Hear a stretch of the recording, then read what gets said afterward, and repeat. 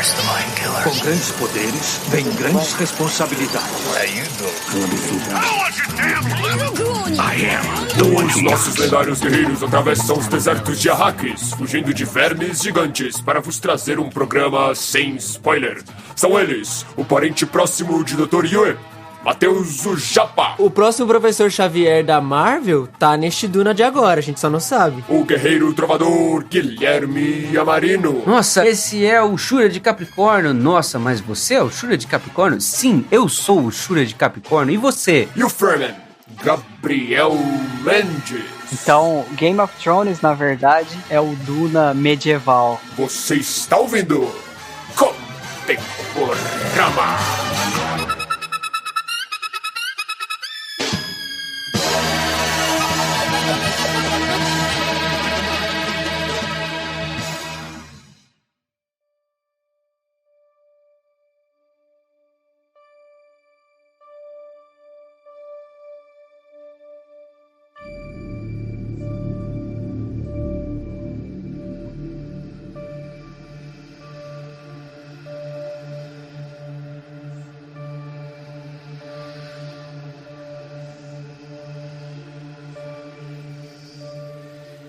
Há em todas as coisas um padrão que faz parte do nosso universo.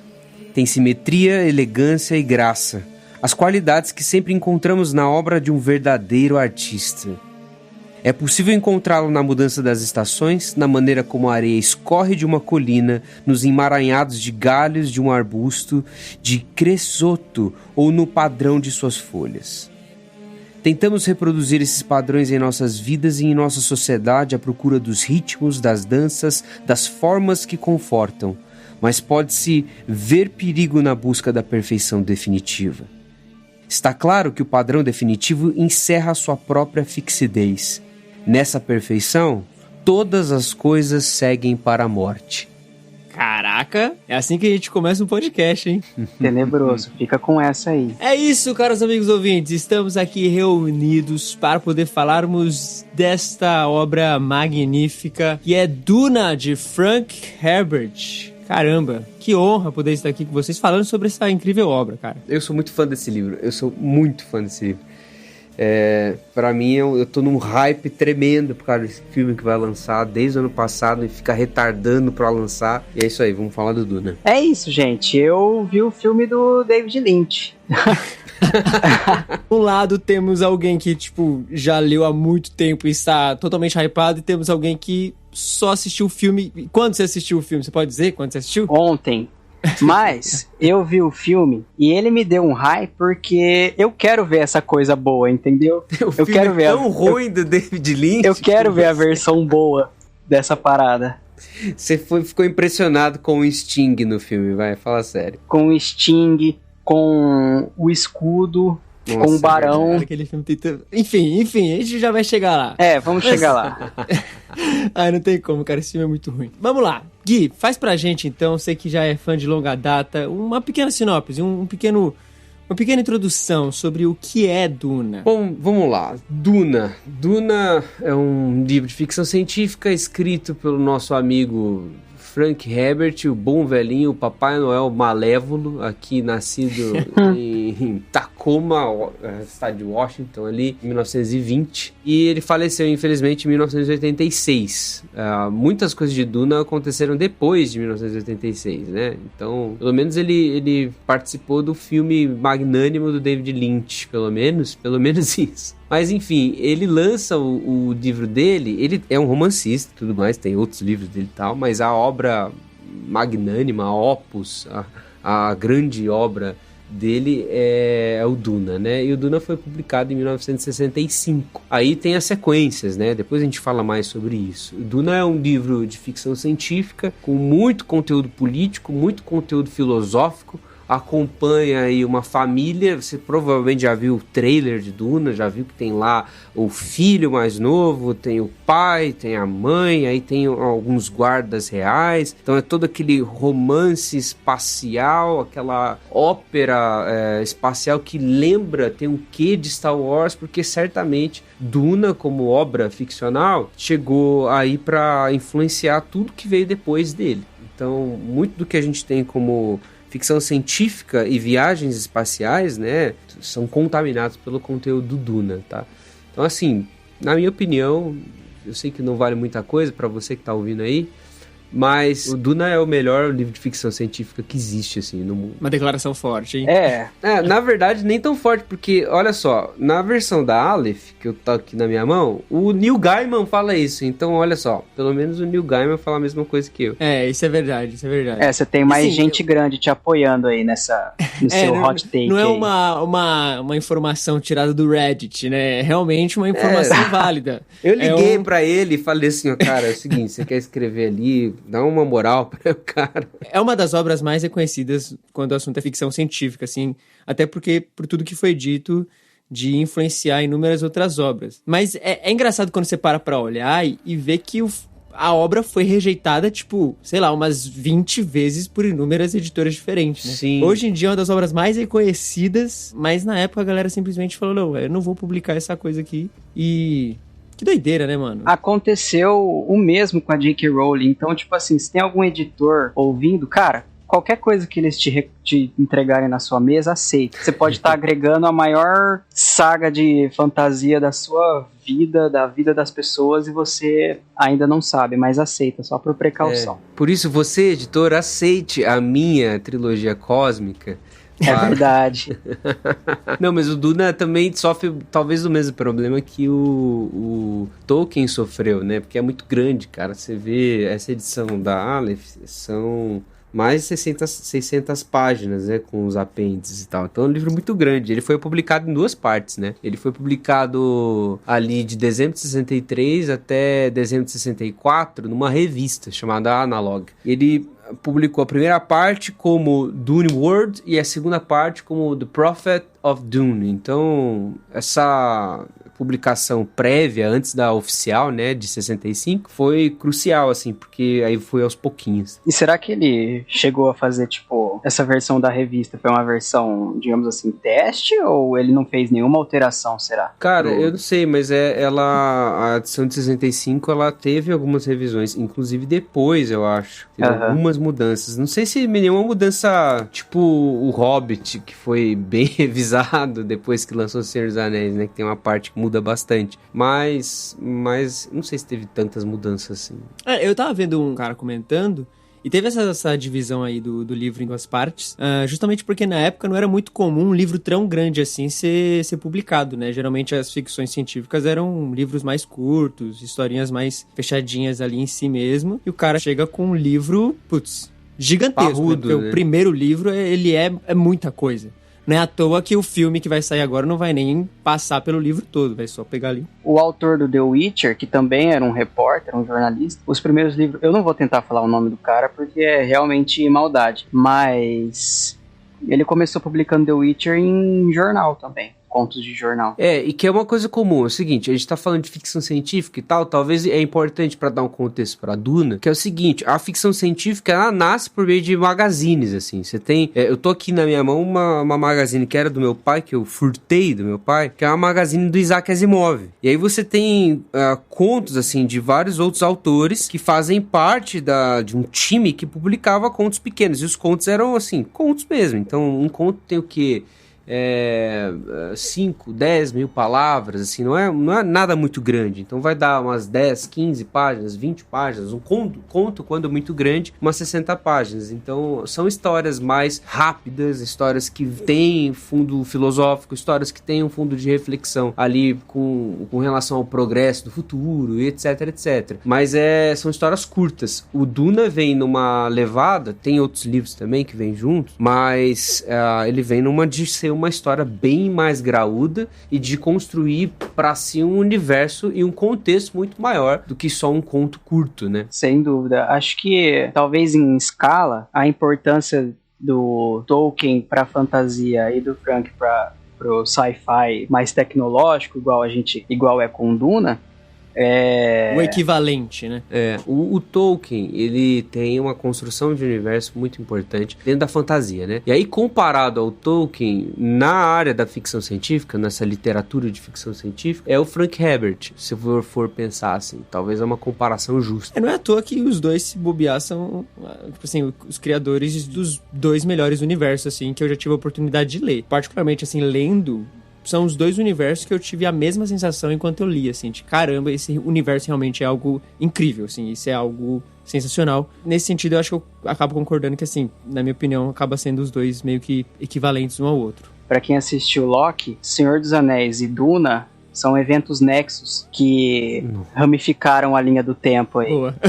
Criaram dois caminhos aí diferentes e igualmente fantásticos. Uma coisa importante sobre o Duna. Muitas vezes a gente acha assim, não, mas é só um livro e tudo mais. Nossa, um livro mó grande. É só um, eu vou entrar. Não, na verdade são 6 livros, tá? No Brasil vai ser publicado ainda o Herdeira de Duna, ou Casa Capitular de Duna, que é a tradução antiga, né, dele.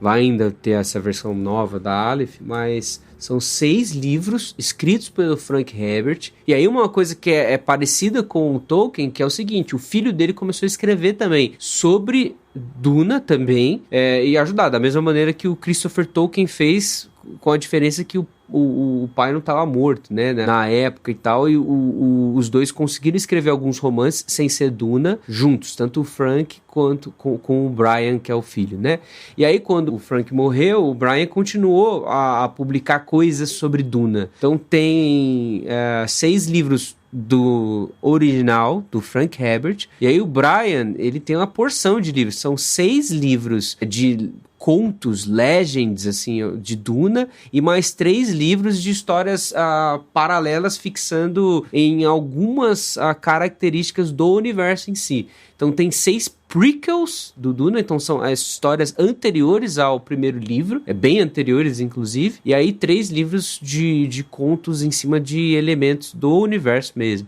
que são ali bem importantes. Então se você for atrás, por exemplo, vamos lá fazer um catado aí de todos os livros. Então tem o Duna, que é o primeiro, aí você tem o Messias de Duna, que é o segundo livro, os Filhos de Duna, que é o terceiro livro. Então, os Messias de Duna, publicado em 1970, Filhos de Duna, publicado em 76, aí o quarto livro, que é o Imperador Deus de Duna, ele publicou em 81, os Hereges de Duna, que é o quinto livro, em 84, e em 85 acaba com o Casa Capitular de Duna, ou como vai ser chamado agora, que é As Herdeiras de Duna. Aí o filho, o Brian Herbert, junto com um amigo dele, que é o Kevin Anderson, publicaram Casa Atreides, em 99, Casa Harkonnen, em 2000, e Casa Corrino, em 2001. São 3 famílias, né? Essas Atreides, Harkonnen, Corrino. Se você ler o Duna, você vai lembrar disso, as casas. Aí tem Lendas de Duna, que é a Jihad Luteriana, 2002. A gente vai falar sobre isso depois. Cruzada das Máquinas, em 2003.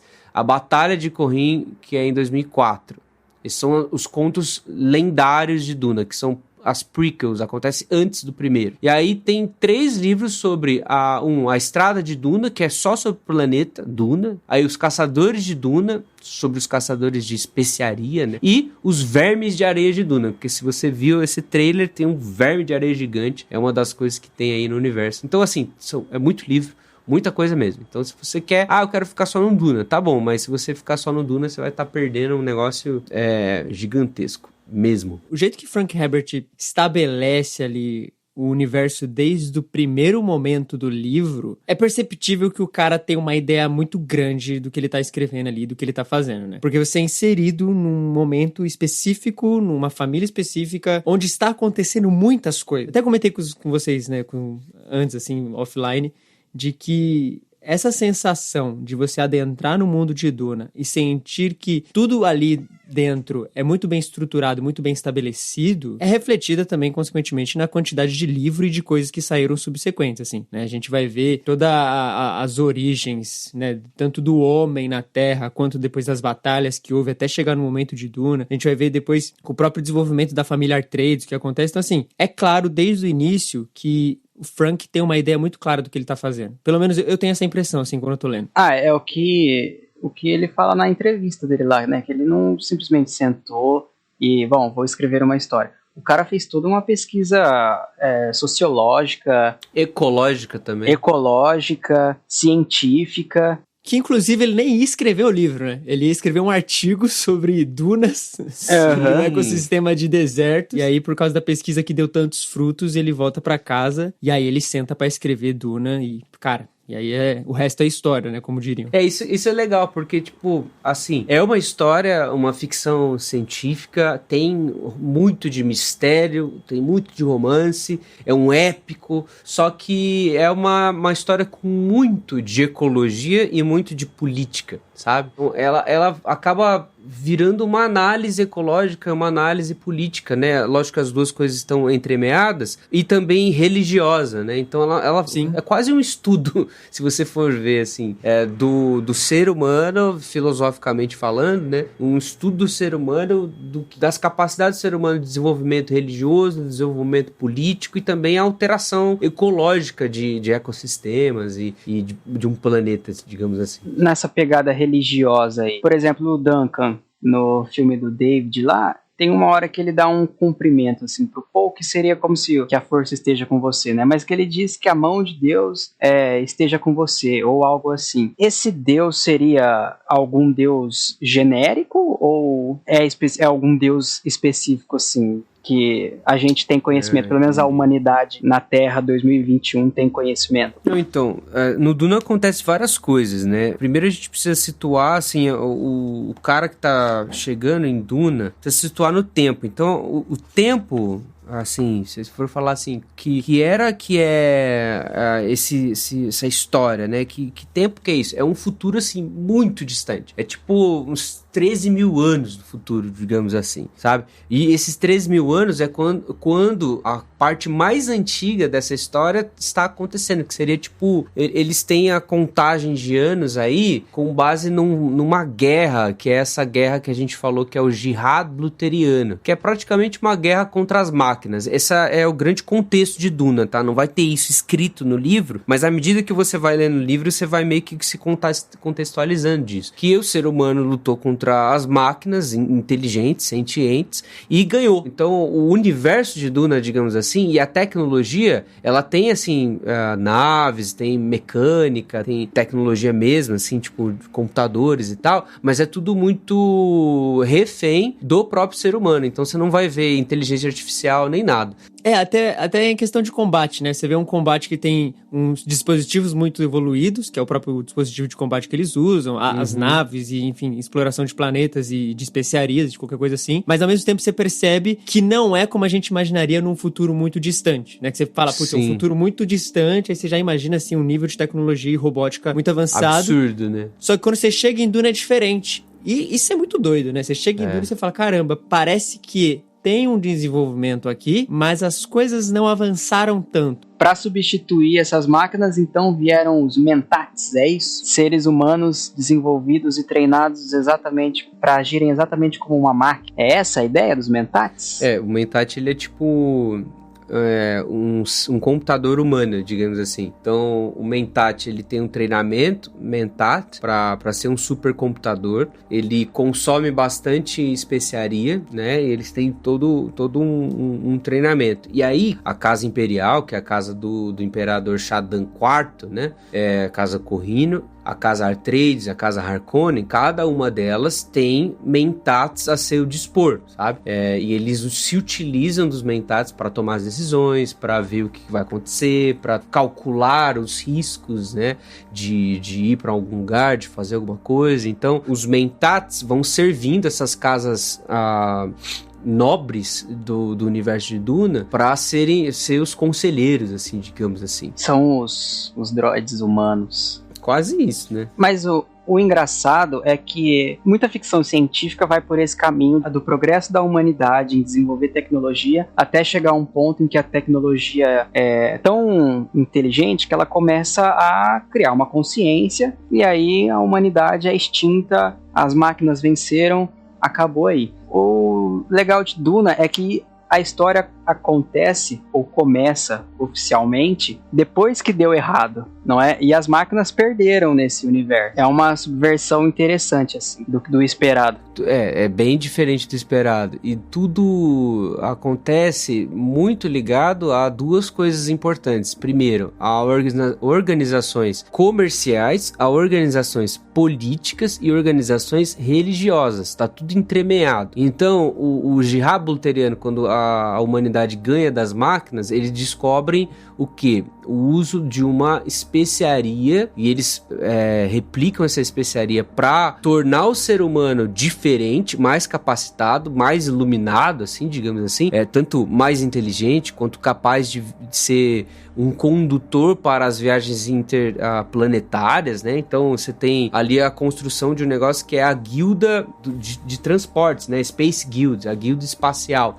E essa guilda ela consome essa especiaria, e a gente já vai explicar o planeta Duna. Você vai perceber que Duna é cheio desse negócio de especiaria. Depois a gente fala mais disso. Mas a guilda espacial, ela tem essa especiaria, eles usam isso dá força para eles tanto explorar o universo, viajar e etc. Ao mesmo tempo, você tem um governo ali colocado, que é o Império, né? E aí, esse Império comanda todas as outras casas, os planetas se organizam em famílias, etc. E junto de tudo isso, talvez que você tinha perguntado, que era a própria religião. Existe dentro do universo de Duna, isso o Frank Herbert, assim, é um fundo no livro, assim, que é fantástico. Existe uma Bíblia Católica de Orange, que é tipo um texto religioso produzido de maneira ecumênica. Então é como se fosse todas as religiões da humanidade até então, todas juntas, todas misturadas uma nas outras, desde as religiões mais antigas até as religiões mais novas, assim. Então você tem esse contexto ecumênico de religião que também está entremeado com a política e está controlando todas as coisas ali em parceria, tanto com o Império quanto com a própria guilda espacial. Nessa Bíblia aí que tem a especificação de que máquinas inteligentes não podem ser, digamos assim, cultivadas, né? Sim, é tipo um mandamento. É, um mandamento.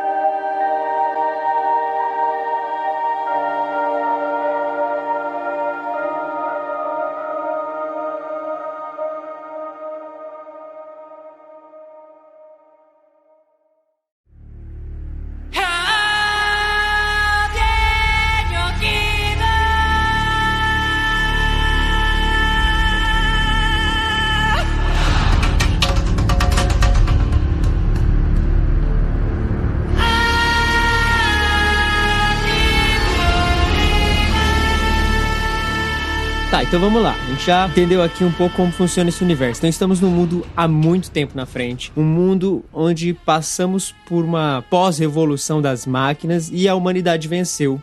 As máquinas foram derrotadas, estão sob controle, e neste mundo não existe então inteligência artificial, não existe esse desenvolvimento que se espera num universo de ficção científica muito no futuro à frente. E temos nesse mundo então o Império que comanda todas as coisas, né? A guilda comerciante que mexe ali com o comércio, e temos as casas, né? Sim. A gente é apresentado logo no começo as casas deste universo, que são as casas Atreides, a casa Harkonnen e a casa Corrino. Essas são as maiores, né? Tem outras casas menores, mas essas são as maiores. Que são dada ênfase aqui no começo, né? Sim. É um Game of Thrones espacial. Agora vocês falam Game of Thrones, mas tipo assim, eu li esse livro pela primeira vez com 15 anos, nem sonhava em Game of Thrones ainda. Então, quando eu li Game of Thrones, eu falo assim, olha, um negócio que é parecido com Duna. Então, Game of Thrones, na verdade, é o Duna medieval. É um Duna medieval. Então a gente foi inserido neste mundo, então, com essas famílias sendo apresentadas no primeiro momento, somente elas, e somos apresentados ali, especialmente a família Atreides, que é a família do nosso protagonista, que é o Paul Atreides, o filho do grande Duque Leto Atreides. E aí a gente começa o livro, começa a aventura em Duna, nessa família específica, vendo esse personagem específico, que assim, sinceramente, o filho do David Lynch fez um cocô com esse cara. É horrível o Paul Atreides do David Lynch. É horrível. Que coisa horrível. Cara, não dá pra aturar. Ele é um tiozão interpretando uma criança. O que é bizarro. Mas não dá pra dizer que nenhuma fantasia nunca fez isso, de colocar um cara de 25 anos interpretando um moleque de 12, como é o caso. O Chalamet tem 25 anos, 26, mas ele tem cara de criança. Ele parece criança. E esse cara, inclusive, Quantos anos ele vai o Paul tem no começo, hein? É o quê? 15? É 15, não é? É 15 anos. Esse ator novo, inclusive, o cara vai interpretar o Wonka, num filme dedicado ao Willy Wonka. E ele e o Tom Holland, vocês vão ver eles em muito projeto ainda. Os caras vão saturar esses dois até não dar mais. O que, pessoalmente, eu não ligo, porque os dois, aparentemente, são muito bons atores. Mais Homem-Aranha do Tom Holland, por favor. Talvez. E não ao Tobey Maguire. Não, somos a resistência. Nada a comentar. Cara, eu acho interessante a história, assim, e o Timothée Chalamet, eu acho que ele passa mais a ideia do Paul, assim, do que os outros, né? Tem esse filme aí, David Lynch, e tem depois uma série dos anos 2000, que é Duna também, que também tem um outro ator lá que é, assim, parece mais um Dawson's Creek do que outra coisa. Mas o Timothée Chalamet, ele traz essa ideia bem introspectiva do Paul, né? Porque não é hora da gente dar spoiler aqui, não é esse o podcast para spoilers, mas sobre o Paul, sobre os ombros do Paul, vai cair uma pressão terrível, assim. Então, o Timothée Chalamet, eu acho que ele é a escolha, assim... eu não posso falar antes de ver o filme, mas a minha expectativa é que é a escolha perfeita para o papel do Paul Atreides. Sim, pelo que aparenta até agora, pelo menos é o que mais parece exprimir o personagem que tá ali contido no livro, né? Porque, assim, Sim. O cara é filho de um duque, o cara tá vivendo essa grande mudança que a família tá vivendo, né? A gente adentra o mundo de Duna com essa família Atreides em mudança, tá prestes a uma mudança e indo pra este planeta Arrakis. Arrakis ou é Arrakis? Arrakis. Indo para o planeta Arrakis, mais conhecido como Duna. E temos esse personagem que é sucessor de seu pai, né? Mas também lidando com algumas questões ali pessoais, lidando com algumas questões ali que possivelmente é maior que ele. Sim. E é um personagem que reflete muito sobre as coisas, né? O Paul, ele... Mano, Nossa, Paul, principalmente no filme do David Lynch, porque o cara tá o tempo inteiro pensando ali... E, meu Deus, aqueles voice-over me deixaram um pouquinho traumatizados. Tem umas horas que ele dá uma baforada, assim, no microfone, na hora de dublar por cima, que, não vou mentir, deu até uma arrepio. Então, mas isso acontece, e acontece no livro, principalmente, porque ele é filho de uma Bene Gesserit, né? Ele é filho uma mulher que faz parte desse grupo, que são as bruxas de Duna. E olha, cara, um livro... elas são chamadas de bruxa, né? É verdade. Elas me lembram aquelas bruxas do Hércules. Lembra? Que elas ficam com o fio da vida da pessoa, elas conseguem ver o futuro. Nossa, cara. Aquelas três acho que velhas lá. As Moiras, eu acho o nome dela. O nome delas. Moiras. Isso tem as Moiras, elas também são parte da mitologia nórdica, né? Então, os contos do The Witcher, inclusive, tem as Moiras, né? Eu peguei a sentir essa vibe. Mas não tem nada a ver com as Moiras. Não tem nada a ver. É porque, assim, as Bene Gesserit, elas são uma ordem religiosa, assim. Elas se aproximam muito do que os Jedi são, digamos assim. Em termos conceituais, assim. Só que elas são extremamente manipuladoras. Então, o que é a Ordem Bene Gesserit? Elas são muito ligadas a essa religião e elas têm um treinamento muito específico, assim, para que elas trabalhem como força de convencimento e transformação política por algumas vias. Primeiro, elas implantam conspirações. Então, a Bene Gesserit, ela é treinada para ter um comando que eles chamam no livro, o Frank Herbert chama de a voz, que ela altera as cordas vocais e tudo mais, ela altera o timbre de voz e ela começa a controlar a pessoa pela voz, entendeu? Convencer a pessoa e etc. Então ela consegue implantar conspirações e tal, e elas são exclusivamente mulheres, todas as Bene Gesserit são mulheres, e elas são enviadas para as casas para ter filhos com os nobres. E aí elas são escolhidas a dedo porque a segunda função das Bene Gesserit é fazer uma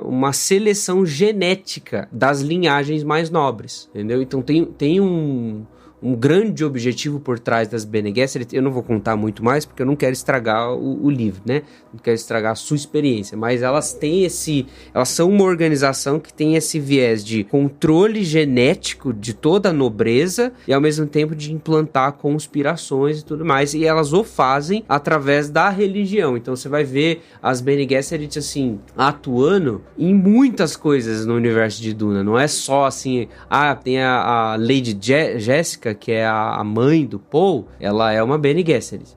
Você vai ver outras ali que vão ser Bene Gesserit. Vocês vão cada vez descobrir mais coisas sobre elas, assim, é uma coisa muito interessante no livro. E que tem um dos melhores ditados da vida, que é: o medo é o assassino da mente.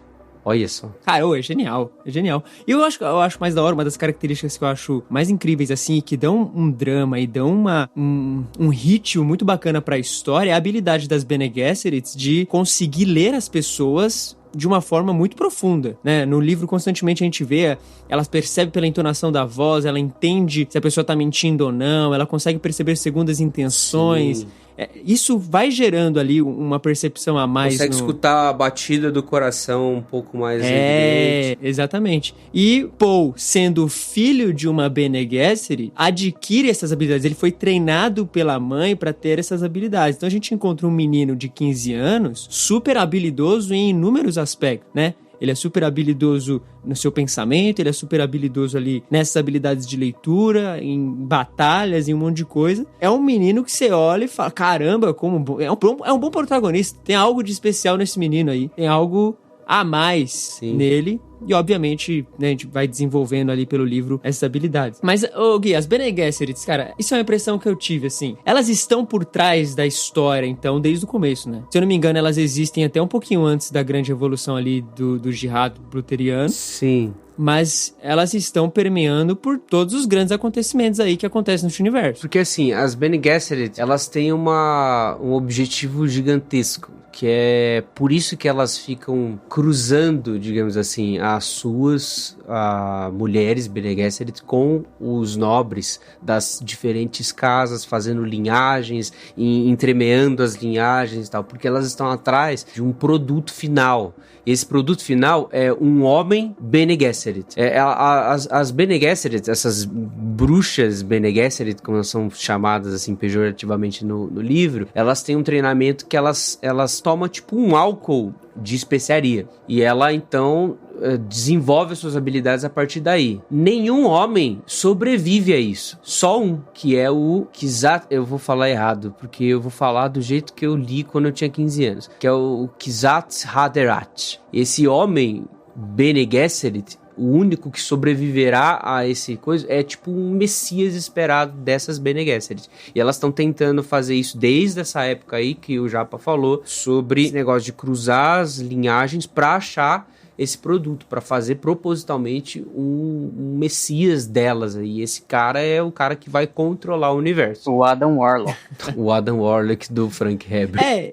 E logo no começo a gente já recebe essas informações e é seguindo, e a gente fica nessa questão, né? O livro parte muito dessa questão. Será Paul este homem? Será Paul este prometido das Bene Gesserit? Será aquilo que a gente tá vendo é a história do Messias? Que é a grande questão que vai permeando o livro inteiro. Permeia, sim, enfim, inúmeras outras obras que sempre trata do prometido, né? Enfim. Harry Potter, a melhor delas. É bom porque é o seguinte, as Bene Gesserit, por isso que eu falei que é um livro de comércio, política e religião. Então tudo gira em torno do comércio, da melange, do controle das coisas pela política e do convencimento das pessoas cumprirem os seus papéis por causa da religião. Porque é o seguinte, as Bene Gesserit, elas são enviadas pelo universo todo, por todos os planetas, a irem e ensinarem os povos e contaminarem todas as culturas com crenças Bene Gesserit, que vão se entremeando dentro das crenças mais profundas de cada uma das sociedades, esperando esse próprio Messias. Então até mesmo o povo de Duna, né, e depois, não sei se a gente vai poder dar tanto spoiler aqui hoje, mas nos outros a gente pode até dar, os habitantes de Duna vivem a esperar um Messias, que eles chamam de Lisan al-Gaib, né? Que é esse que vai vir de fora, a voz exterior e tal. E isso é implantado pelas Bene Gesserit, que é justamente a espera desse Messias. Então, o Duna, ele pode ser um livro sobre várias coisas, mas acho que principalmente é sobre essa grande questão. É Paul Atreides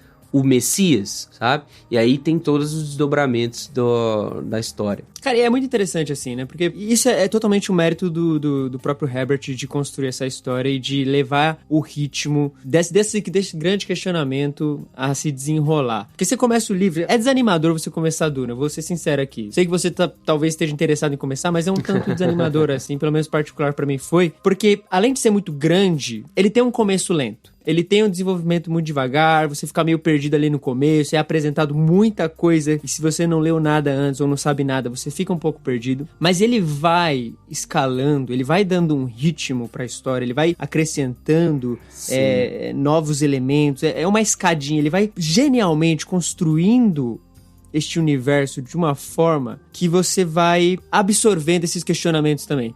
Você vai também pensando, né? Vai acontecendo coisas com o Paul que as pessoas vão falando, pô, é ele, né? Quando o Paul chega em Duna também tem várias pessoas que olham pra ele e falam assim, o Messias iria fazer isso aqui. E aí o Paul vai lá e faz exatamente o que a profecia falou. Eu acho que é quando ele põe o traje, o cara pergunta pra ele, mas como você já sabia mexer com o traje? Ele, não, eu simplesmente vesti. Aí o cara, a profecia diria que... ele meio que deduziu como usar. E o Messias conheceria os nossos costumes como se fossem deles próprios. Então tem toda essa questão realmente sendo trabalhada ali, né?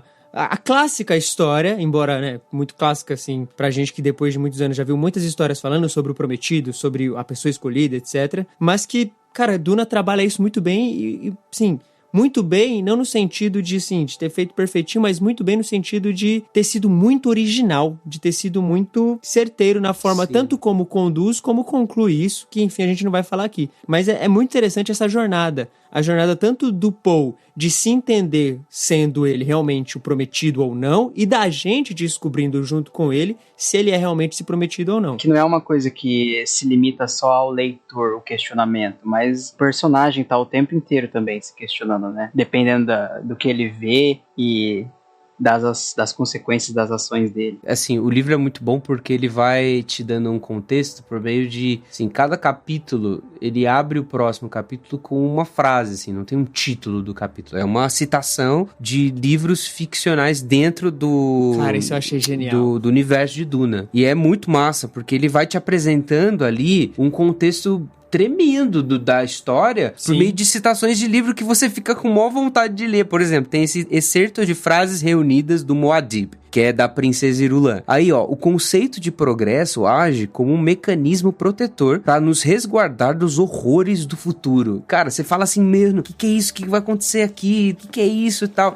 E é isso, porque é essa jornada pessoal do Paul em Será que eu sou o Messias? E também dos que estão ao redor dele, né? A sua própria mãe, a sua família, todos os que vão encontrando com ele, ficam nesse questionamento, mas também você vê as implicações políticas disso, as implicações comerciais disso, inclusive as implicações ecológicas disso, porque um dos elementos assim, mais fantásticos de tudo é que a Duna é uma história extremamente completa, tem tudo assim, porque você vai desde da minuciosidade de uma vida familiar até a alteração ecológica de um planeta, porque Duna é um deserto, e tem todas as questões de ser um deserto e ter a melange ali, que seria a especiaria, e especiaria é isso que a gente já falou, né, que tem ali em Duna, que é justamente o que faz de Duna ser um planeta muito desejado, importante pro universo, né, porque a especiaria é tipo um petróleo, tipo que faz as coisas rolarem, né, em vários momentos de Duna é dito assim,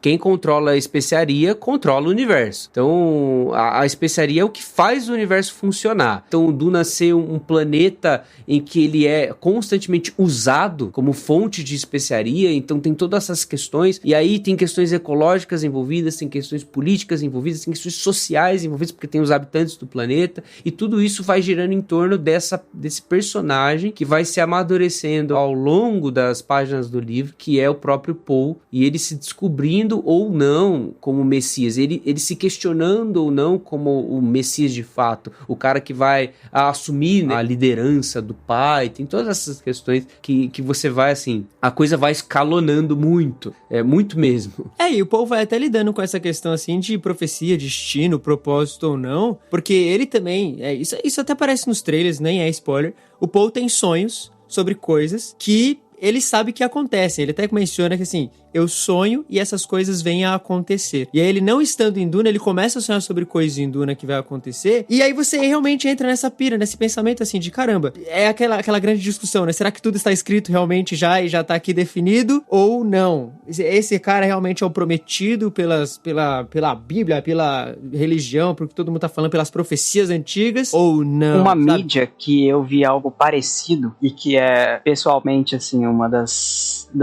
meus jogos favoritos é Skyrim, que você já começa numa terra desolada, numa província desolada, você é um cara que está sendo levado preso por seja lá qual for o motivo, é um RPG, você inventa.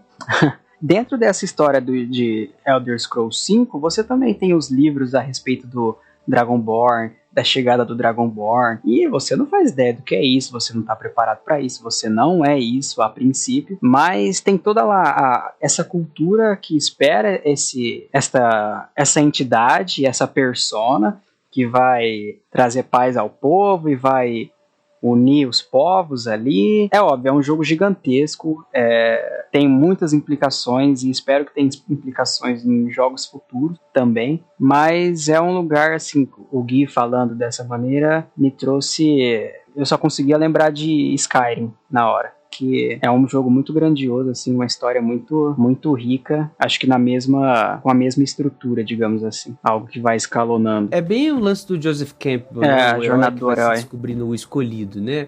Um pouco com o quê de mitologia e tal, né?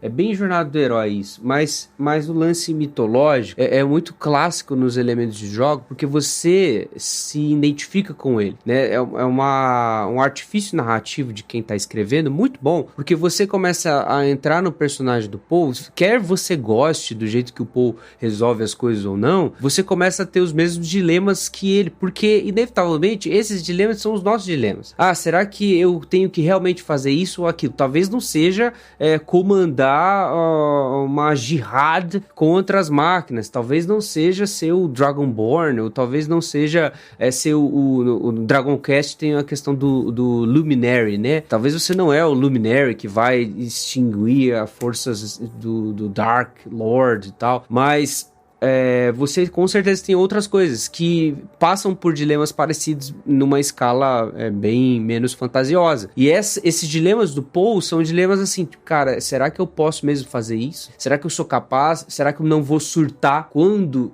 conseguir? Sabe? O que acontece com o sucesso de um Messias, sabe? E todas essas questões vão ocupando a mente do Paul ali durante Duna e também durante os livros subsequentes, né? As continuações. E é muito, muito interessante, cara, essa discussão, né? Que é o seguinte, que é uma discussão que você tem que fazer pra leitura tua do livro, mas também uma discussão que você tem que fazer pra você mesmo. Se eu realmente for o escolhido para essa situação, se eu for o cara certo pra isso, o que eu faço depois?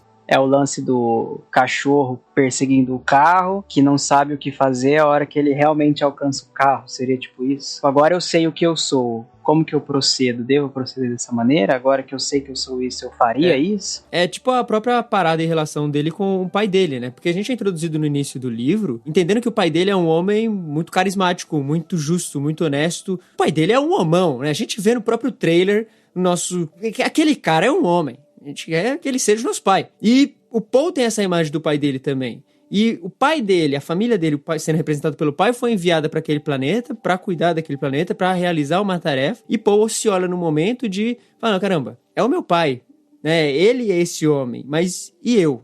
Eu, pelo menos na minha leitura, eu acabo fazendo isso aí. Meu pai é isso aqui, mas meu pai é o Duque Leto Atreides, este homem incrível. E eu. Tanto que tem até uma das citações que a Irulan faz no início de um capítulo, que eu até citei pros meninos. Eu não lembro exatamente como ela fala, mas ela vai dizer algo como que um menino se torna homem quando ele descobre que o seu pai, ele é falho. Cara, isso exprime muito do que o Paul tá sentindo ali. Sempre teve a imagem do pai dele como esse homem imbatível, invencível, esse homem. Mas ele chega num momento em que a vida bate, né? A vida acontece e você vai olhar e falar, caramba, e aí? Paul lidando com essas questões é muito interessante. Paul lidando com esses dilemas de ser filho de um duque, filho de uma Bene Gesserit, num planeta que, tem umas condições muito extremas, muito diferentes do que ele jamais viveu. Ele tendo que, no auge dos seus 15 anos, assim, tomar uma decisão e agilizar, fazer as coisas acontecerem. Você gera aquele nível de identificação de caramba, né, mano? O Paul, ele não tava numa situação muito confortável. E eu acho que perceber, assim, seguindo o conselho aí, acho que perceber o seu pai ou a sua figura paterna ou o seu responsável como alguém tão falho e humano como você, o filho, o aprendiz, acho que te livra de muita pressão, assim. Você pode sair da sombra do seu pai, finalmente, e você não tem que viver com aquela pressão de que eu tenho que seguir o legado do meu pai, que foi o homem perfeito, sem mácula. Tem gente aí que não tem o privilégio, graças a Deus, de ter essa imagem quebrada, assim, do pai ou da mãe.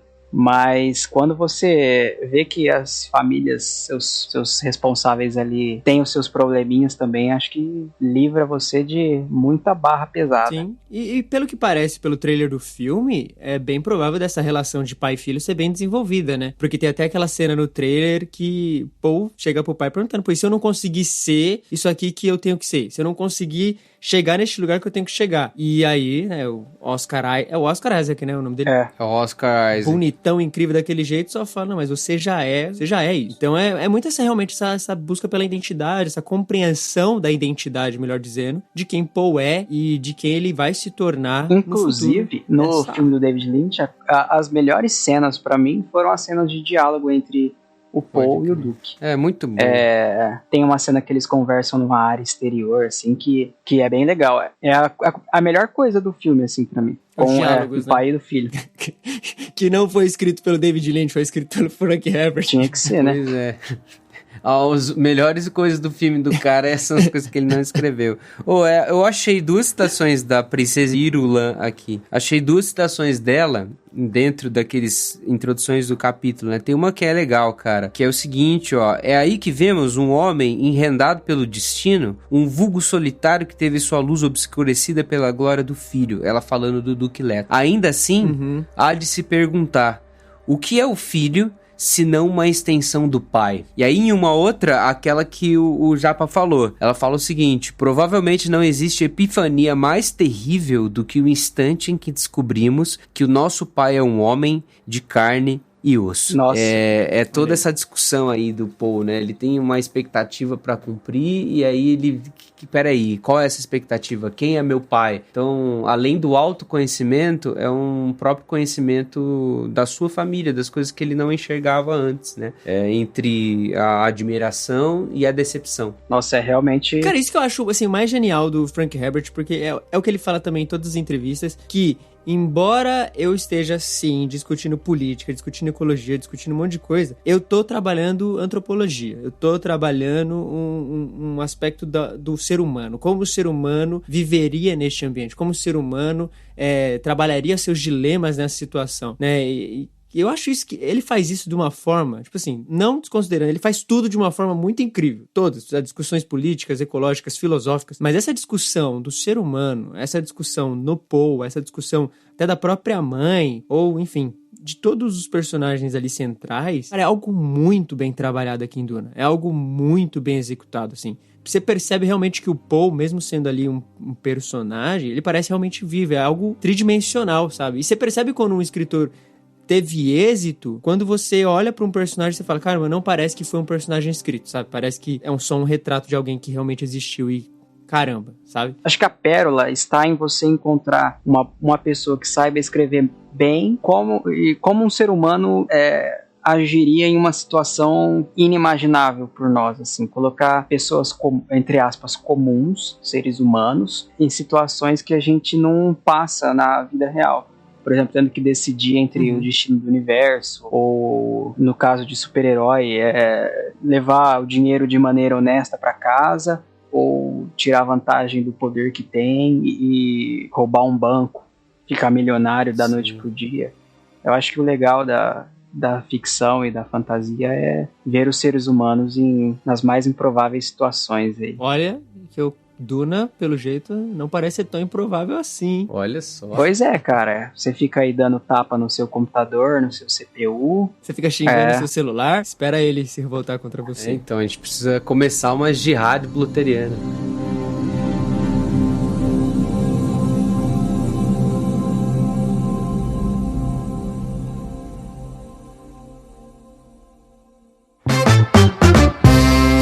Interromper essa sua experiência grandiosa ouvindo esse episódio para te fazer uma propaganda do Plano Mar do Clube Ictus. Plano Mar significa mistério, aventura e romance todos os meses na sua casa, um grande livro de literatura, um conto, um romance, um livro de ficção científica, de fantasia. Entre em novos mundos assinando o Plano Mar do Clube Ictus, ictus.com.br/clube, Ictus com CH-TH. Assina e com certeza você vai ter a sua imaginação capturada por esses grandes clássicos antigos e contemporâneos da literatura fantástica, ficcional e dos grandes mistérios, das grandes aventuras e dos belíssimos romances que existem na nossa literatura.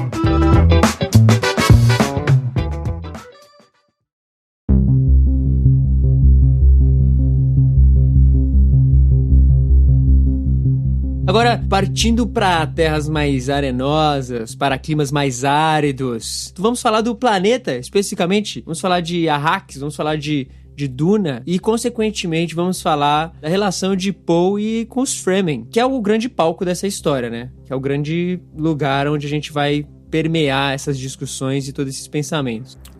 Te falar, os Fremen, quem são os Fremen, né? Os Fremen são os nativos em Duna. Temos que estabelecer duas coisas aqui. Primeiro, Duna é um planeta que é usado pelo Império, então é um planeta dominado, tá? Então, muitas coisas que acontecem em Duna é como se fosse um país aqui no nosso mundo, que é um país que foi colonizado para ser retirado todas as riquezas possíveis. E essa riqueza possível é justamente a especiaria, que ela é extraída aí por máquinas gigantescas que ficam extraindo e levada para ser comercializada em todo o universo. A cada tempo tem lá uma das famílias que toma conta desse comércio, dessa retirada e tudo mais, de tudo que está acontecendo em Duna. E a família Atreides, no começo, ela vai ser a responsável pelo planeta. Então, no meio dos Fremen, que são os nativos ali do planeta, tem vários outros que são esses estrangeiros que estão os dominando, tá?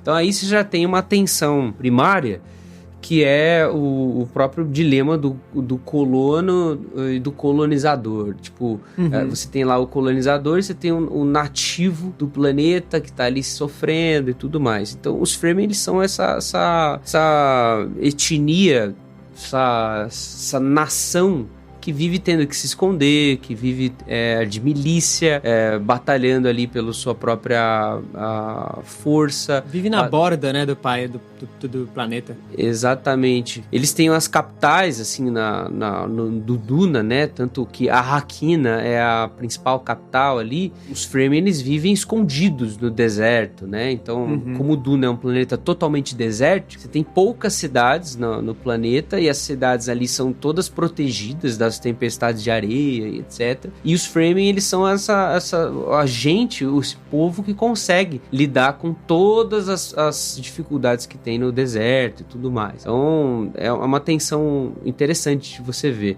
Eu não sei se foi proposital ou não, mas os Fremen são muito parecidos com o povo árabe, né? Sim. Eu acho que é basicamente uma grande referência. Principalmente os nomes, eu acho. Sim, e toda a questão de um país que vem de fora ou um outro grupo que vem e te oprime só para poder retirar de você algo precioso que você tem para toda a humanidade e precisa urgentemente tirar, é muito uma definição aí, sei lá, do Tio Sam com os povos árabes, né? Até o Muad'Dib, que é o nome que Poe vai puxar para ele, tem uma similaridade com o nome de um deus árabe, etc. Então acho que tá totalmente ligado ali na cabeça do Frank. Mas acho que praticamente toda história de ficção que tem algum povo da areia, os caras sempre vão ser o equivalente aos árabes aqui. Ou então o povo que vaga pelo deserto, assim, procurando um lar. Final Fantasy X tem também. E foi muito boa a construção do Frank Herbert, porque ele construiu toda uma sociedade e todo um ecossistema para isso. Então não é só a questão do deserto, não é só a questão dos Fremen, é toda a interação dos Fremen com o deserto, com a especiaria, porque é o seguinte, tem um detalhe que a gente não comentou ainda, é que tudo, as comidas, as coisas que eles consomem, água, tecnologia, tudo tem especiaria, tudo mesmo. Então, no planeta Arrakis, em Duna, você come as coisas com muito mais especiaria do que o comum, do que o usual no universo. Só que isso tem um efeito colateral muito particular ali, que é deixar o seu olho azul, do jeito que a especiaria é azul, entendeu? Então, os habitantes de Fremen, inclusive esses estrangeiros, ao longo do tempo, eles vão ficando com as bordas dos olhos azuis também. Então, é dito, né, que fica um azul sobre azul o seu olho, né? Então, isso altera, inclusive, a pessoa que está ali vivendo. E, além disso, você tem, que é pra mim uma das coisas melhores assim do livro, a presença dos vermes de areia, né, que é esse bicho mitológico que é terrível aí em Duna. E que os próprios Fremen os adoram como os deuses, né, reverenciam e tem essa mitologia em volta dos vermes ali. Sim. E isso que é muito louco também, a religião dos Fremen e todo o misticismo criado ali na mente desse povo que fica à beira das areias ali, cara, é muito da hora. Sério, os Fremen pra mim foram os personagens assim que eu mais achei da hora de todos, por vários motivos. Um deles sendo a religião e outro deles sendo o traje estilador, que é uma das coisas mais, tipo assim, caraca, isso é muito da hora, sabe? Isso é muito bem feito, é muito massa. O Bear Grylls ia gostar de um desse A Prova de Tudo lá.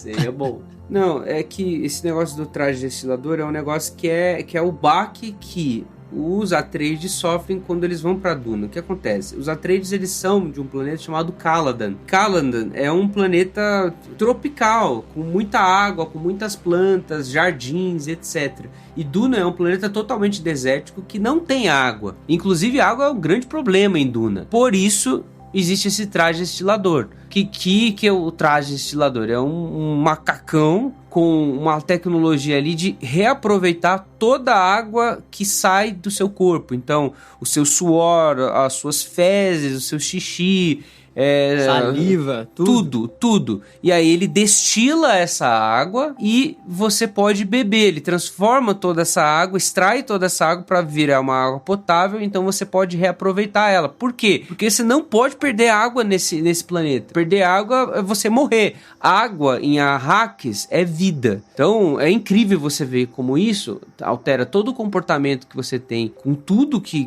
vai acontecer, até com o jeito que você vai correr, andar, etc. E inclusive usar o traje destilador, até mesmo as próprias relações humanas entre os Fremen. Porque, por exemplo, raramente você vê um Fremen chorando, entendeu? É um negócio extremamente importante para um Fremen chorar. Porque quando o Fremen chora, ele está dando a sua vida para algo, porque ele tá derramando... Ele tá dispersando água, né? Exatamente. Isso se manifesta de muitas maneiras, né, cara? Você percebe também em um momento, assim, específico, eu lembro quando eu tava lendo isso me pegou, assim, de um jeito incrível, que é quando alguém morre no deserto, os Fremens têm uma reação perante a morte daquela pessoa muito grande, assim, porque é água, né? Alguém morreu, bom, então isso aqui é água pra gente poder reaproveitar. Então tem uma reverência do corpo, um agradecimento do corpo. Então essa falta de água molda este povo a ter uma cultura muito específica. Ter uma cultura, uma religião, um pensamento, uma forma de agir naquele lugar ali muito específica e que é muito da hora. É muito bacana, né? Tanto a questão dos vermes de areia que atacam ali, né?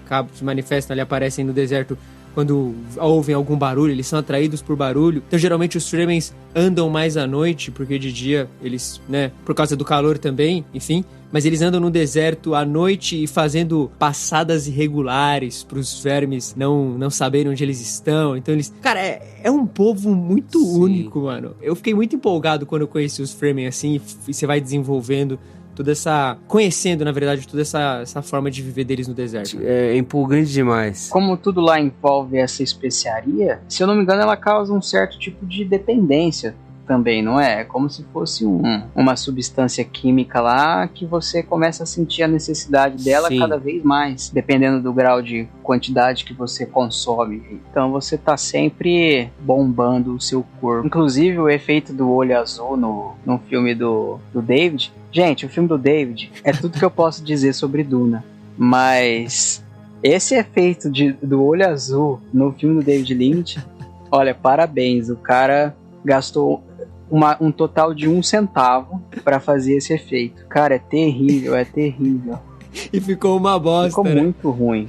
É crueldade você comparar com filmes de hoje, óbvio. Mas você comparando com filmes que saíram antes de Duna, é assim, cara, é muita... Cara, é um filme de 84, mano. Sabe? Mas, mano... Então, você olha assim, é um filme de 84, e quando você olha pra Star Wars, que é de 77, saca? Você percebe que Star Wars tem suas limitações, tem todos os seus defeitinhos ali, comparando com hoje. Mas, mano, ainda assim, o Duna de 84 é muito mal feito. Teve vários problemas, né? Se a gente for discutir só sobre o filme, teve vários problemas. Teve a parada do estúdio cortar a versão do diretor, teve um monte de coisa assim. Mas ainda assim, tem muita coisa ali que é tipo, caramba, mano, isso aqui é uma falta de respeito com quem tá assistindo.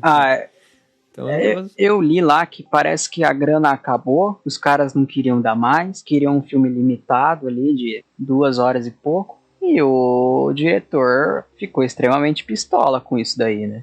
Tanto é que na versão estendida ele nem autorizou usarem o nome dele como direção. Aí eles usaram aquele pseudônimo para diretor quando não quer ser creditado ou não pode ser creditado. Que é o Alan Smith. Então, se você vê lá na versão estendida, nem tem o nome do cara. Bizarro. Vocês estão falando do Duna lá de 84, né? Realmente é um rolê de orçamento, assim, porque a minissérie de 2000, ela é um pouco melhor nesse aspecto do olho, porque eu acho que eles conseguiram fazer. Eu tô curioso pra ver mesmo o olho no filme do Denis Villeneuve, porque no livro, esse lance da especiaria com relação ao olho, é azul sobre azul. Dá a parecer que é tipo, não dá pra ver nada do olho, a não ser azul. Somente azul, né? Não tem pupila, é só azul no livro. E é um negócio terrível, né? Você vê Sim. alguém sem pupila, né? É um negócio meio terror, assim. Então eu tô curioso pra ver isso, assim, pra ver como que... Pelo que mostraram no trailer, vai ser só uma layer. Parecia uma lente, mesmo, mas né? talvez eles mudem isso. Só que melhor, mais bem feita, né? Mas aí é que eu não sei, porque pode ser que apareceu mais alguém do que o Paul Atreides no trailer. A Zendaya. Eu não lembro. Com azul, né? Todo o povo Fremen apareceu com... O Stilgar também apareceu um pouco. É verdade. E eles eu acho que eles vão fazer só o azulzinho, né? Porque perde muito também, né, num conceito de atuação, assim, você remover, ainda vai causar uma sessão de estranheza, né? Você fala, caramba, tá estranho. Porque... Então, em níveis de adaptação, eu acho que tudo bem. Mas só não fazer mal feito, né? Tipo, faz um negocinho ali razoável. Porque, assim, é um elemento muito importante como distinção dos Fremen. Você identifica um Fremen rapidamente pela cor do olho dele. Mesmo sem o traje, mesmo estando em outro lugar, você sabe que é um Fremen. E isso, num sistema do mundo, é muito importante. No sentido de que o Fremen, sendo esse povo oprimido, rejeitado e colocado de lado, alguns reagem de formas diferentes perante um Fremen. Não é de qualquer maneira. Então, é um preconceito, né? Sim. Então é um elemento que precisa ser preservado e adaptado à maneira que o filme permitir para melhor contar essa história e a gente curtir. Mas, assim, não fazer mal feito aí também, né? Caga um pouco a experiência. Eu acho que você tocou num negócio interessante pro lance do preconceito dos Fremen, porque é o seguinte, a família que ocupa antes, eu não quero dar tanto spoiler aqui, porque eu acho legal você ver isso É uma depois. descoberta legal essas coisas, né? Porque a família que ocupa antes o planeta, Duna, né, eu não vou falar qual é a família, mas é uma família que é ao contrário dos Atreides, em termos de nobreza, etc, mas é uma família que oprime o povo. Então rola um negócio assim, preconceito mesmo, exclusão mesmo, aproveitamento aproveitamento mesmo dos Fremen e tudo mais. Então, pensa que você já tem um deserto que os prepara ali para uma vida inóspita e tal, mas além de tudo isso, você tem um dominador, um opressor do governo que também o torna inóspito a vida deles, né? Então, é um negócio terrível, assim, de vários lados. Então, o que deixa só o povo Fremen ainda mais interessante, tanto nos costumes deles, quanto na união entre eles, quanto também nessa sede messiânica que eles têm. Sim. A gente falou do Paul Atreides, que sofre com esse negócio do Messias, esse complexo de Messias, mas o povo Fremen, e talvez seja o casamento perfeito, aí que o livro fica muito bom, também sofre com esse negócio de clamar por um libertador, etc. E a libertação não é nem especificamente do deserto, né? Assim, porque o deserto, ele é um ambiente hostil e muito ruim. Mas para os Fremen, não. Porque eles os Fremen aprenderam a viver lá. muito bem ali. Aquele é o ecossistema dele. A relação deles com o deserto e com aquele lugar é incrível. Mas é realmente contra esse povo opressor que os discrimina e os escraviza e faz uma outra... Que, aliás, esses caras que oprimem, eles são horríveis. Assim, ou raça ruim. É um negócio, assim... Eu acho isso muito doido, assim, né? Nessa descrição dessa família, é um negócio, assim, muito, muito pesado que esse povo faz. Sim. E eu espero que, né, no filme do Lynch isso seja retratado de uma forma bem, bem visceral mesmo, porque é um negócio muito, muito pesado pra ser feito. E os atores são bons, pelo menos, pra isso. Sim, né? Sim, pelo menos pra isso são bons. Do Lynch não, né? Do Denis Villeneuve. Falei Lynch, né? Misericórdia, repreendi. Nossa, o do Lynch é muito horrível. Do Denis. Não, do Lynch é muito ruim, não dá. Mas enfim, no filme do Denis, eu espero que tenha esses elementos principais sendo trabalhados ali, porque é muito importante. Eu quero ver essa relação do Fremen com o deserto. Eu quero ver a dificuldade da nova família chegando com o deserto. Eu quero ver esses conflitos, sabe, acontecendo, mas ao mesmo tempo essa união, igual você falou, dessa união de propósito, assim, de um menino que supostamente é o Messias, com um povo que anseia desesperadamente pelo libertador e por algo. E como vai acontecer isso, sabe? Eu quero que isso seja muito bem trabalhado, porque é bem trabalhado no livro, né? Você vê esse encontro dessas questões surgindo ali e você fala, caramba, é um casamento perfeito, realmente. Então, cara, falando nas expectativas assim que a gente tem pro filme, em comparação com o que eu vi, o que eu quero desse filme é que ele seja menos confuso. Porque para quem não conhece e tem o primeiro contato com esse filme, com o de 84, é assim, simplesmente terrível e bem desinteressante, porque é mal contextualizado, tem aqueles 3 minutos ali de introdução, aparece o rosto da mina na tela e ela vai narrando alguns termos e alguns acontecimentos.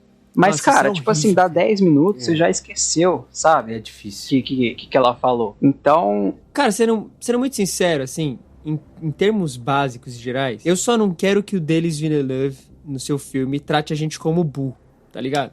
Fica assim, explicando todas as coisas. Cara, não trate o telespectador como burro. Tipo, eu tenho que explicar, eu tenho que narrar o meu pensamento. Fala, não, joga a gente nesse deserto aí e faz a gente viver essa experiência, tá ligado? Faz a gente sentir o que esses personagens estão sentindo. Faz a gente, mano, absorver os propósitos, os ideais. Faz a gente compreender os motivos. Faz a gente realmente se importar com personagens que estão vivendo sobre essa situação. E não precisa de voice-over. Não, voice-over não. Cinema é muito difícil ter voice-over. O cara lá, ele tá vendo alguma coisa e vem na cabeça dele assim, isso é o que eu tinha pensado um pouco mais cedo, está acontecendo. Tipo, cara, não precisa. Parece anime, você consegue...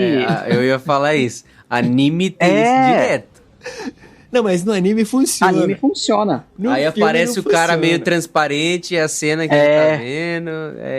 Aí ele fica no cantinho da tela, o personagem, e aí a cabeça dele, o que tá passando na cabeça dele, fica aí no macro da tela. Nossa, isso é muito ruim. Mas, assim, eu acho que uma pessoa que... Eu não acho que trate o espectador como burro, mas que tem essa mania de explicar tudo que tá acontecendo, é o Christopher Nolan. E eu acho que não precisa disso. Realmente, eu acho que ele pode deixar o espectador ter sua própria expectativa e, eventualmente, ter a expectativa...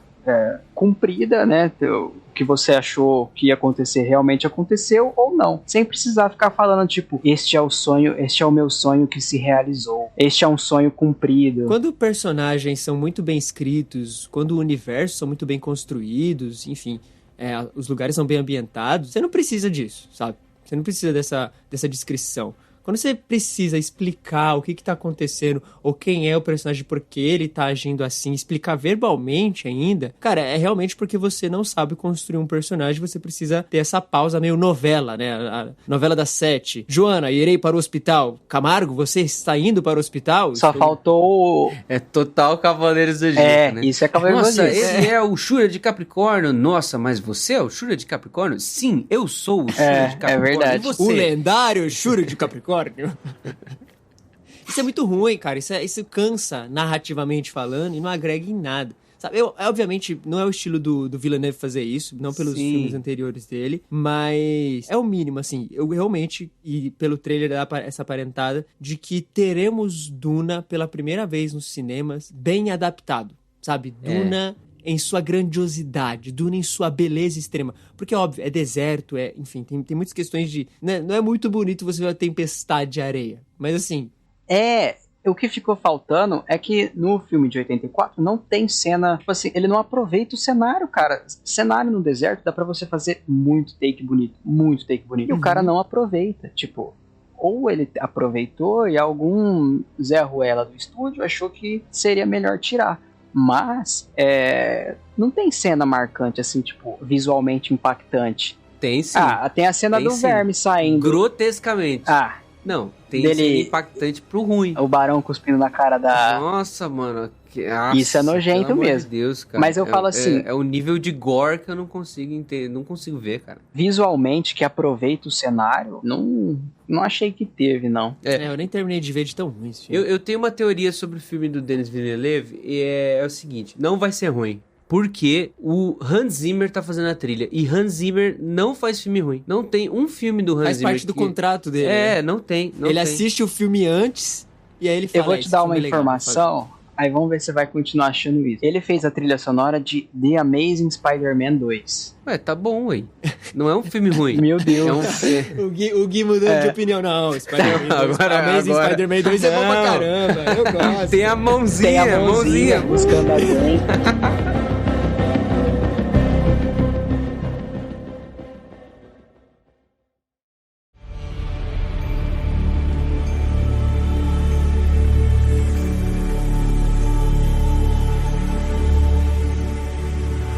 Agora, assim, a gente vai ter o filme agora, mas entendendo mais do universo e fazendo uma expectativa aqui pro futuro, vocês acham que se esse filme for realmente bom, vender bem e ser, tipo, realmente um sucesso que merece ser, porque Duna é essa obra grandiosa, conforme a gente tem mostrado aqui, vocês acham que vai ter um desenvolvimento subsequente? Tipo assim, uma abertura maior pra ter mais coisas nos cinemas ou séries em Duna? O Dunaverso?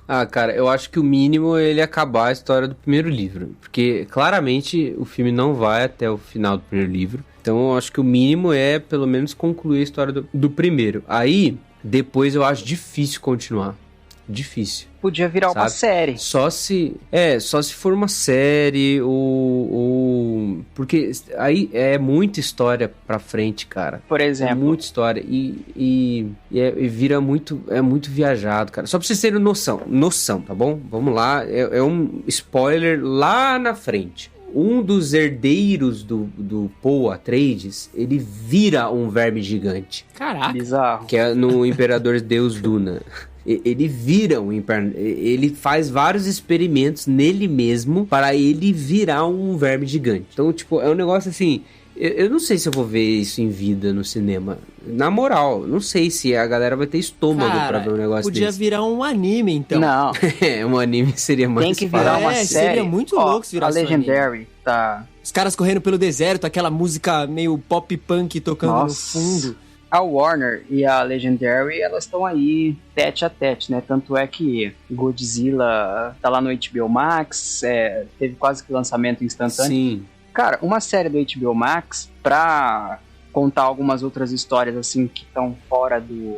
Digamos que fora do espectro principal, assim, a história que segue o Paul ali, cara, funcionaria muito como um seriado da HBO Max com um bom orçamento. A HBO tá investindo muito nos seriados dela. Eu acho que seria mais legal do que ficar esperando 3 anos pra ver uma coisa que não vai terminar na tela do cinema, entendeu?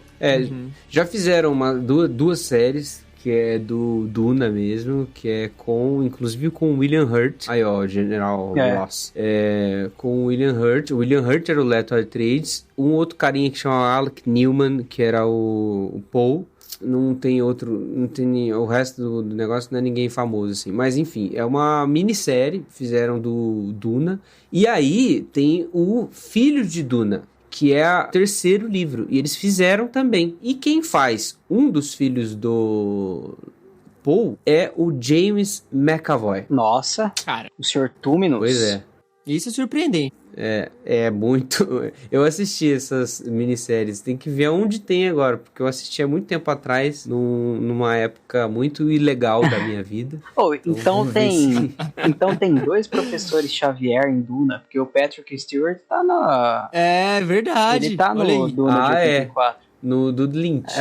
O próximo professor Xavier da Marvel tá neste Duna de agora, a gente só não sabe. Anota. Só não sabe qual é. Pode que já presta atenção, vai vendo aqui quem tem qual potencial. Que fica melhor careca. Isso aí. E vai Bruce ser ele, Willis. mano. Ó, galera, fica a dica, contemporânea também é você prever os atores futuros e você fazer as apostas aí melhor pra Hollywood, pra você entrar no Sporting Bet Hollywood e conseguir. Link na descrição. Eu tenho boas apostas pra esse final de ano. Não, Gabriel, Nossa. não.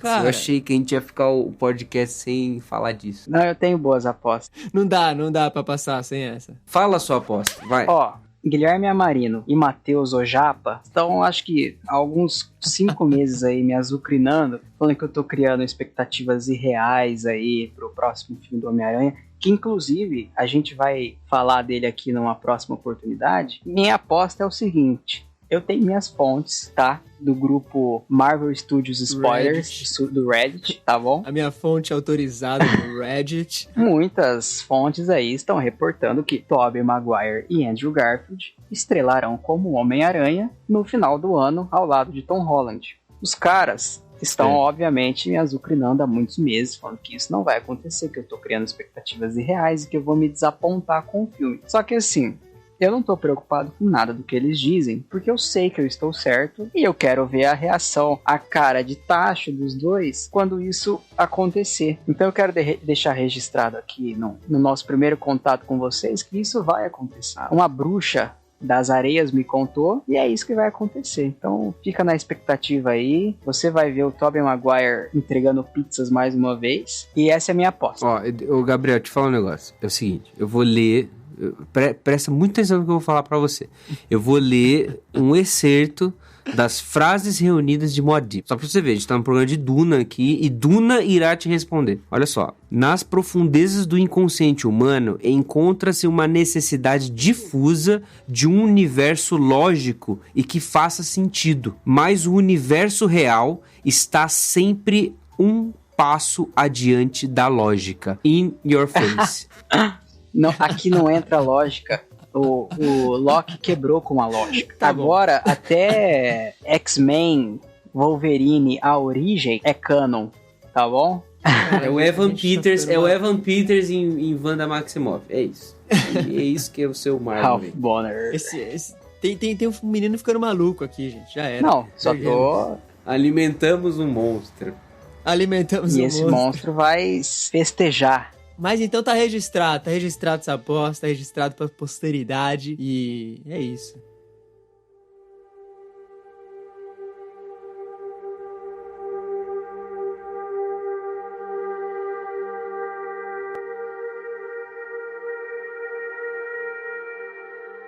E voltando pra Duna, definitivamente Duna será um dos melhores filmes do ano, cara, sem dúvidas. Ah, vai. Não, com certeza vai. E outra, tô falando o seguinte, é uma aposta genuína assim mesmo. Não uma aposta dessas daí que o Gabriel faz. É uma aposta mesmo. Oscar do próximo ano, Duna vai levar uma pancada. Vai levar Vai, a trilha vai. sonora, vai levar a mixagem, vai levar todos os técnicos, vai levar a direção, Ó. talvez vai levar de roteiro adaptado. Figurino, Com vocês podem ter certeza. certeza. Não teve muito. Figurino, Não com tem muito certeza. filme expressivo esse ano na questão de figurino excêntrico ou muito ousado. Eu acho que pode levar assim com facilidade. Trilha sonora. Não, e com Hans Zimmer. dependendo do personagem e da atuação do Chalamet aí, uma indicação acho que vai. Ganhar Não, e a sei. Zendaya também. Eu acho que a Zendaya... Nossa, a Zendaya Zendaya é em incrível. A Fleabag. Zendaya, ela tá na Eu ascensão, sou fã assim. da Zendaya, desde que ela Desde trabalhava que ela na fazia Disney. no Ritmo. É, Não, e é bom que tenham bons filmes de ficção científica, porque ficção científica é o seguinte, é um dilema, né? Porque ficção científica você tem livros muito bons desde muito tempo atrás, né? Sim. Então, década de 70, assim, muito filme de ficção, muito livro de ficção científica, década de 60. Só que filmes e séries é sempre muito fraco, assim, sempre É muito porque fraco. gira em torno da viagem espacial e fica nisso, né? Isso. Aí você tem Star Trek, que dominou ficção científica, você tem, lógico, Battlestar Galactica, você tem um monte de outras séries que é sempre, tipo, uma história bem sobre o espaço, naves e viagens interestelares. Agora, aventura, né? é sempre aventura. Agora, como Duna, que é um negócio mais expandido, assim, que a gente tá mais acostumado a ver na fantasia, que a gente viu no Game of Thrones, por exemplo, que vai ver na série do Senhor dos Anéis da Amazon, que vê no The Witcher e tal, a gente não tem isso, né? Não tem. Talvez vai ter a série do Fundação do Asimov, né? Então talvez a gente vai ver alguma coisa. Então vamos ver. Ô, sabe o que daria um bom filme, assim, um filme completinho, da hora, um único filme? O Fim da Eternidade, cara. Daria. E um baita filme. Putz, daria um filme incrível. E, assim, Inclusive, um baita eu vou filme. ler agora um pouco depois no tablet aí, porque eu peguei o nossa, livro. um dia a gente puder falar de O Fim da Eternidade, caraca. Esse Ó, livro- você que nos ouve, gosta de ficção científica e gosta de livros de ficção científica e quer que a gente faça podcast de livros de ficção científica, você dá a sua opinião aí e a gente faz. Ó, pedido. Mande um e-mail para contato@contemporama.com.br.